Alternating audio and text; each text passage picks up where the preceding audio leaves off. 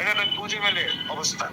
এবং অনেক আগেই তারা কিন্তু সেই ৩ মাস বা ৯০ দিনের যে সময়সীমা তা পার করে ফেলেছে। এবং এখন একটার পর একটা নতুন ইস্যু এনে তারা অনন্তকাল এই সন্তরণের একটা চেষ্টা চালিয়ে যাচ্ছে। আর আপনার কাছে আজকে একজন দর্শক প্রশ্ন করেছে, উনি ত্রাণ চ্যানেল হিসেবে ব্যবহার করছেন এখন করিডোরের নাম পাল্টিয়ে। কি বলতে চাচ্ছেন উনি? খলিল সাহেব, যেটা আমাদের সে দর্শক বলেছে, খলিল সাহেব আবার করিডোরের নাম পাল্টিয়ে এখন তিনি ত্রাণ চ্যানেলের কথা বলছেন। আমি বললাম না, আপনার শৃগালের মতো ধূর্ত যেই জন, তার তো ছলনার কোনো অভাব হয় না। যে কোনো রকমের মানে আমাদের কুমিল্লার ভাষায় বলে ভাই ভাই দেওয়াতে পারঙ্গম, কোট আনকোট।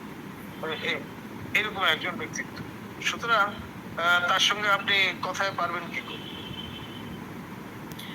আর আর চট্টগ্রাম যেখানে মাইটি মাইটি আমেরিকার সঙ্গে তার সংযোগ, তিনি তো মিশন নিয়ে এখানে এসছেন। সিন্দাবাদের দৈত্যের কথা নিশ্চয়ই ভুলে যাননি। একবার কাঁধে চেপে বসলে তাকে কাঁধ থেকে সরানো পৃথিবীর সবচাইতে কঠিনতম কাজ।